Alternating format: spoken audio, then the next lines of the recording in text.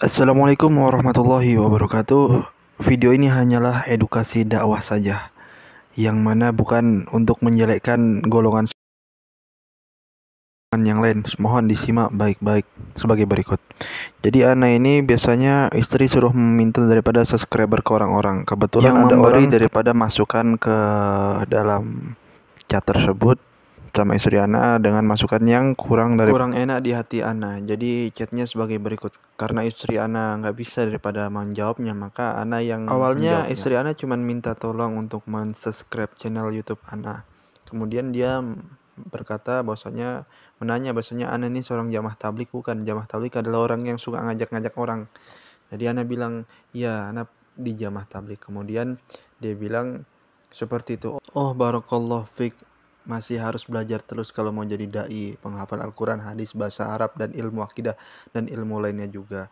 Ana tidak tersinggung dalam masukan-masukan yang mana masukan itu membangun. Ana di sini masih daripada cuman menyimak saja chatnya gitu. Kemudian Ana mulai curiga, biasanya orang diminta tolong subscribe, langsung subscribe, ini banyak sekali itunya dia. Banyak sekali daripada menasihati. Ana juga enggak menolak daripada nasihat-nasihat kebaikan. Insya Allah ketika ada perkataan yang salah, Ana bisa menerimanya selagi itu dengan baik-baik cara menasihatinya. Kemudian ketika Ana baca daripada chat istri Ana dengan, mungkin ini ibu-ibu ya, Ana juga nggak menyebutkan namanya detik itu, mungkin ibu tersebut ngelihat daripada video Ana, mohon tidak komen, ini juga karena di privasi tidak Ana kasih tahu daripada nama fulanah tersebut, ibu-ibu yang masya Allah sekali, mungkin kan amalannya tidak ada apa-apanya dan dibandingkan ibu tersebut sudah banyak makan garam. Kemudian setelah itu Ana scroll lagi daripada chat tersebut, maka apa kata Ana, iya alhamdulillah ukti dulu mondok di mana, itu dalam itu anu akun Facebook istri Ana. Dia bilang chat seperti chat di atas ini, dulu suami saya jamaah tablik, karena saya nggak puas dengan amalan tanpa dalil, kadang bercampur bid'ah, jadi pindah ke ini inilah. Kemudian bahwasanya dia bilang di itunya aliran dia, alhamdulillah sudah 25 tahun lebih, dan anak-anak alhamdulillah lahir langsung kita kenalkan oleh salaf. Anak-anak mondok di pondok-pondok sunnah, ada yang dinamanya Ibnu titik-titik Balikpapan, Manhajus Sunnah Magelang, Ibnu Abbas Depok. Setelah besar kuliah di titik-titik Jakarta, menantu ada yang kuliah di titik-titik Islam Madinah Saudi. Jadi masya Allah sekali ya keluarganya ibu ini. Semoga Allah SWT berkahkan daripada keluarganya ibu ini. Anda juga nggak tahu bahwasanya itu ibu-ibu kan, nggak mau juga debat kan. Ya akhirnya terpancing juga daripada permasalahan tersebut. Kemudian scroll, Ana juga merasa takjub lah, makanya kasih daripada ini apa namanya emot, yang mana emot ini ungkapan rasa kita. Kemudian setelah itu Ana scroll lagi, dia memberikan kepada ini link. Ana nanya, "Ukti mau mondok di mana dulu? Mau tanya berapa Al-Quran hafalnya?" Kan alhamdulillah istri Ana kan 30 juz. Terus dia bilang seperti ini. Dia mengatakan bahwasanya saya generasi lama, Ana nggak pernah mondok. Dulu kuliah di titik-titik Jogja, tapi nggak tamat karena nikah suami yang akhirnya tamat di kuliah titik-titik Jogja. Karena saya sekolah umum, saya berkeinginan anak-anak saya harus lebih baik agamanya. Jadi sekarang anak-anak alhamdulillah sudah 30 juz. Masya Allah 30 juz. Ada yang mungkin, ada yang belum 10 anak sudah 30 juz, dan belum ada yang 15 dan 8 juz. Masya Allah sekali keluarganya ibu itu kan. Maka saya di situ merasa takjub dengan keluarganya daripada keluarganya ibu fulanah tersebut. Kemudian saya balasin daripada seperti ini. Oh mbak, maksud saya balas kayak gini, oh mbak, sama-sama doa biar bisa berjuang dengan pendapat masing-masing tanpa merendahkan golongan yang lain. Terus dia bilang, insya Allah kalau kita mencari Al-Quran dan hadis yang sahih, maka tidak akan tersesat. Barakallahu fiik, semoga kita mendapat hidayah dari Allah.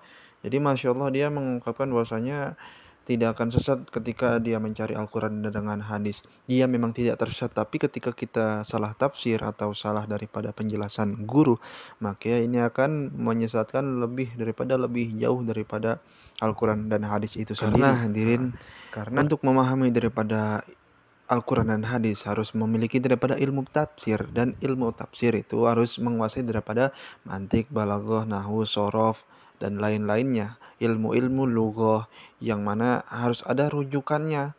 Tidak bisa kita makan mentahan Al-Quran dan hadis atau terjemahannya saja. Kemudian Ana juga cuman mengatakan amin, amin saja.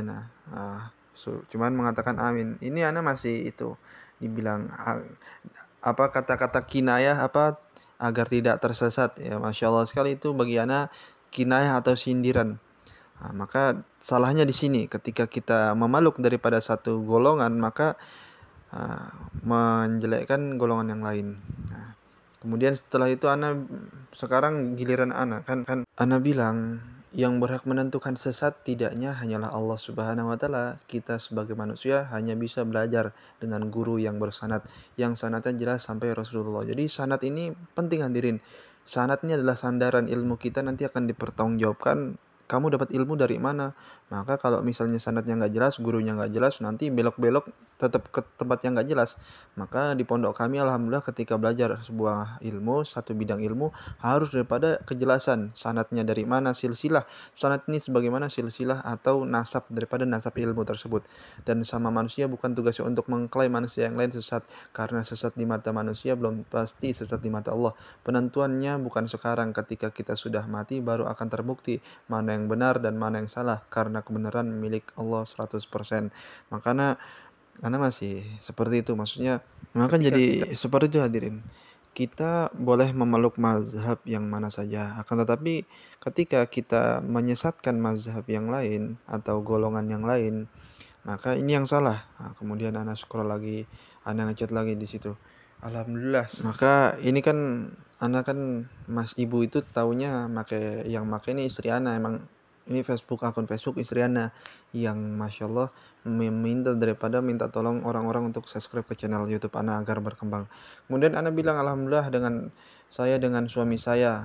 Ini masih dalam peran sebagai istri saya, bahwasanya yang ngomong ini istri saya, padahal istri saya juga lapor ke saya tentang perihal ini. Dibilang sudah nggak usah ada debat.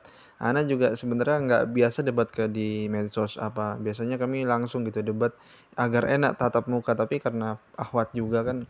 Alhamdulillah saya dengan suami saya mondok nggak sebentar juga, dan gurunya juga insya Allah bersanad yang jelas, dan pondok kami juga belajar kitab-kitab sahih yang bersyarah, karena untuk memahami Al-Quran dan hadis tidak cukup melihat terjemahan, apalagi main terjemah orang sekarang tanpa guru yang bersanad atau silsilah terus yang ya lumayan panjang Rasulullah Sallallahu Alaihi Wasallam.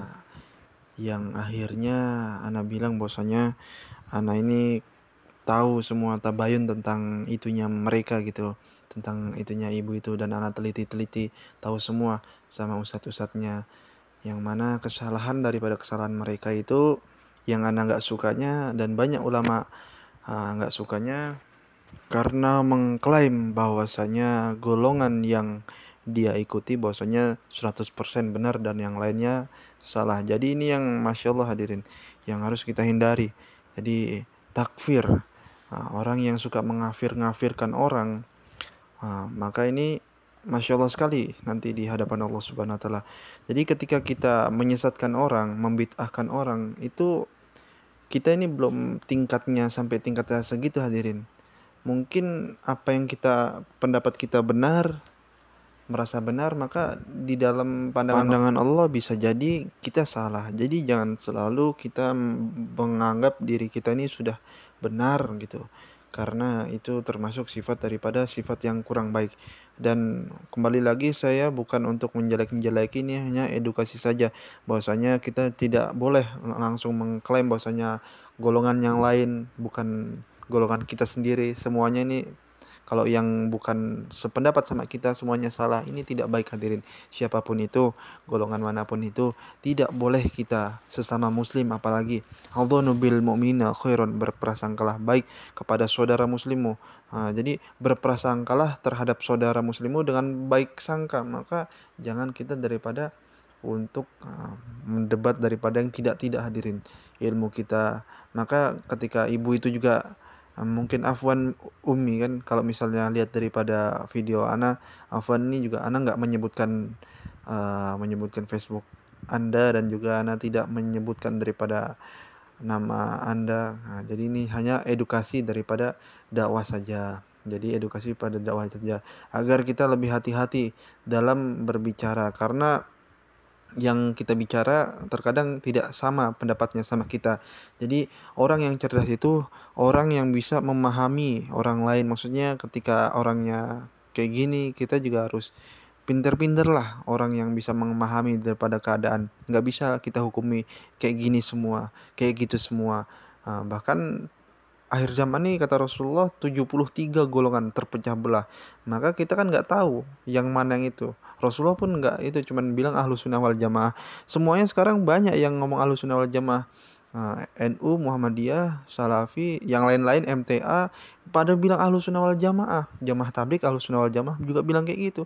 Tapi yang betul-betul ahlus sunnah wal jamaah itu, yang betul-betul ahlus sunnah wal jamaah itu orang yang betul-betul mengikuti daripada surah, sirah, sarirah, penampilan, kemudian tapak tilas dan pemikiran Nabi Muhammad SAW. Dan dia tidak hanya mengaku-ngaku, akan tetapi dia juga mengamalkan tersebut. Ketika dia sudah mengamalkan dan dia tidak merasa baik, karena kembali lagi kepada zaman dahulu, iblis ini gurunya malaikat. Kenapa dia bisa dilaknat? Karena dia merasa baik dengan makhluk yang lain dengan daripada Nabi Adam.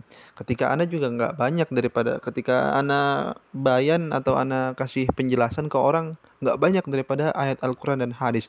Akan tetapi merujuknya ke sana semua. Perkataan apa yang Ana katakan itu ada sumbernya dari ustadz-ustadz Ana. Dan kita jangan mudah-mudah lah ngomong Al-Quran dan hadis kalau kita belum bisa mengamalkan Al-Quran dan hadis tersebut. Kemudian juga kita harus berhati-hati, karena Al-Quran dan hadis itu Masya Allah sekali, salah satu huruf bahasa Arab ini, salah satu huruf maka salah arti. Apabila sudah salah arti merubah itu, maka itu bisa mendatangkan daripada dosa. Sekarang orang-orang yang gak pernah mondok, yang hanya pinter bahasa pidato, sudah memberanikan diri untuk meninggikan daripada lehernya untuk membicarakan Al-Quran dan hadis, bukan ranahnya.